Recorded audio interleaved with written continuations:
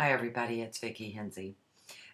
Boy, on craft, you guys have really centered your questions. A lot of people are focusing on trilogies right now.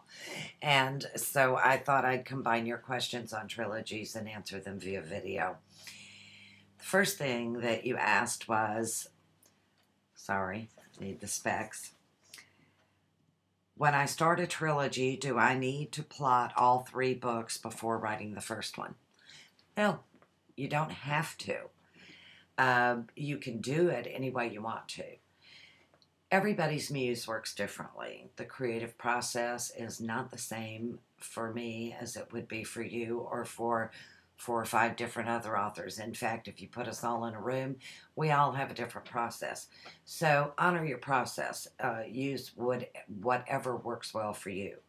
Now, I've done a lot of trilogies. I've done a lot of series and open-ended series. And so I will offer you this advice.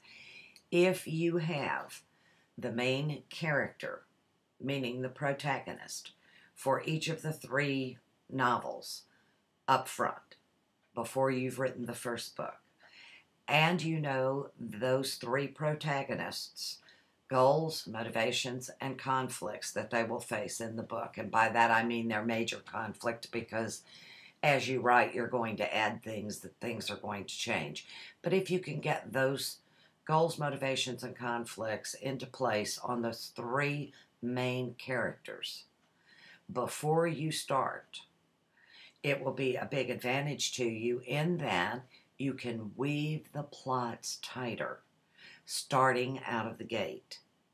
Does that mean that if you don't know those people and you don't know their goals, conflicts, and motivations up front, can you not do this? Absolutely not. You can do anything you want to do. You're a creative genius. But if you know those things, if you know the general plot line or the general characteristics that you want in the plot lines before you start, then you will do a better job of setting up for the second book in the first book, for setting up in the third book in the second book. And that will make each of the books stronger to do it that way. Now, one thing to keep in mind, another question or portion of this question was, do all of the books have to be set in the same place? No, they don't. When you do a trilogy, you're going to have some common thread that runs through all of the books. For example, when I did the Seascape series, they did use the same setting. All of the books were set at Seascape Inn in Maine. But when I did the War Games books, they were not all in the same setting. Those books took place in different countries, a variety of places. What they had in common, though, was that all 3 of the women protagonists involved were stationed at the same unit, in a military unit. So you want one consistent aspect that stays true through the whole books, and you kind of hang the books on that element that they have in common. For some writers, they'll do a trilogy and they'll use a single character. For example, in Charlie's Angels, Charlie would be the Charlie, and the agency that he owns would be that consistent character or that consistent trait and novel element.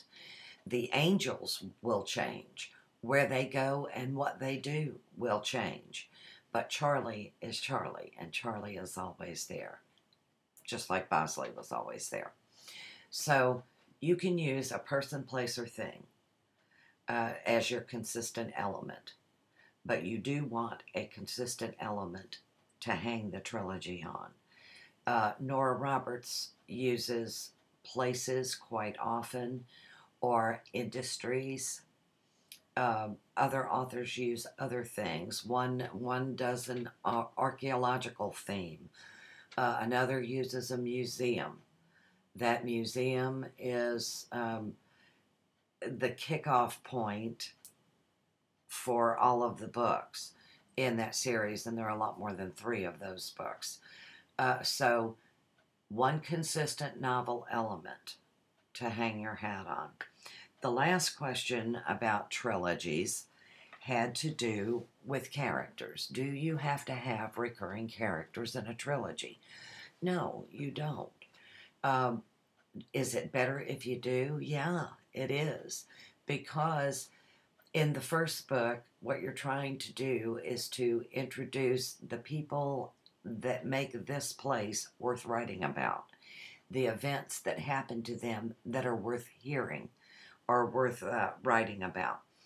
So readers love to be able to visit again and to kind of get an update on what happened with those characters. For example, in the Crossroads Crisis Center series that I'm doing, the first book is Forget Me Not. A stranger comes in to the crisis center, and she's the main character in that book.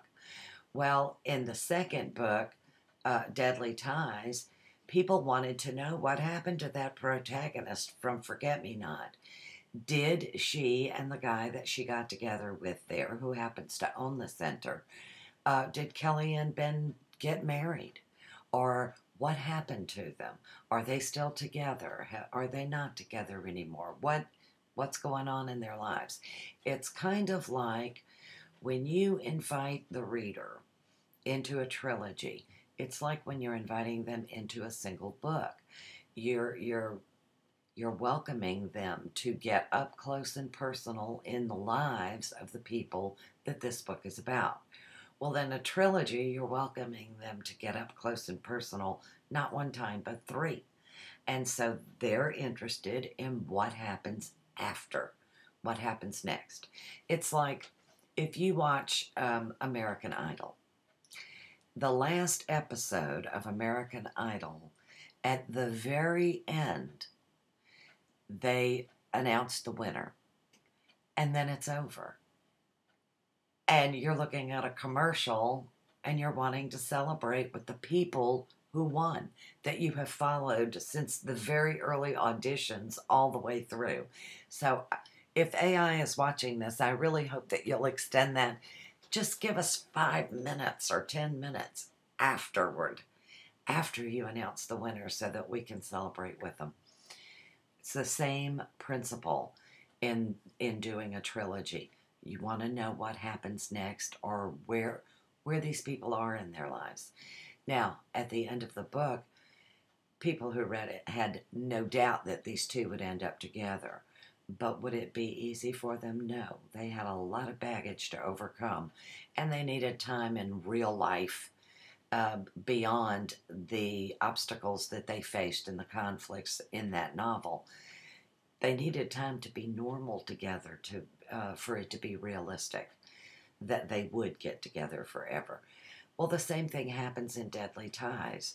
When you're spending the entire book dealing with a crime organization or a terrorist organization, and you're coping with the challenges and the struggles that they have inflicted on you, and you happen to fall in love, you want normal time together, so that you know that, oh, this is real. This could really be a forever after thing.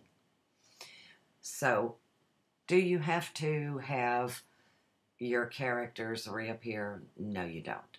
But if you're clever, you will, because readers really do love that. That's why I've done it over and over again since the early 90s. They want updates. And I'll be honest with you, Miss Hattie from Zscape Inn, she still gets email or fan mail. People wanting to know what's going on at the end lately. I haven't written those books. I think I wrote the last one in 93 or 94, something like that. And so that's been quite a long time ago. But still, the curiosity about what's going on at the end is there. So it's a good idea to develop those characters. And one thing that I do that you might find helpful, and I mentioned it earlier, but I'll mention it again here. In the first book, there will be a secondary character who is going to be the protagonist in the second book. In the second book, there will be a revisit from the protagonist of the first book and either an introduction or a closer secondary character who will then become the protagonist in the third book. By linking the people like this, you give the reader an opportunity to get to know that person before they appear in their own book. And readers do seem to really like that. And they will write you and ask you, when are you going to write so-and-so's book? You know, I got an email just not too long ago. I had written Forget Me Not, and Lisa was a secondary character who obviously had conflicts in that first book, even though the book wasn't about her, in a background way. I used her as a scene anchor, actually, and in a phone call that was overheard by the protagonist in Forget Me Not. You were made aware of her challenges or the surface of those conflicts. And I got an email, are you going to write Lisa's story? And so Lisa's story was the next book, Deadly Ties. It helps if you can do this, if you can connect and link and give readers something to look forward to in the series. So on trilogies, there are no requirements, but a wise author is going to find ways to connect those books. Otherwise, why not just write 3 standalone books? A trilogy implies that they are a unit.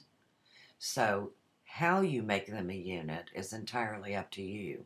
But the more connections and the deeper those connections, the more the readers will attach to them. I hope that this has been helpful, and thanks for joining me on this author-to-author chat. I'll see you next time. Blessings.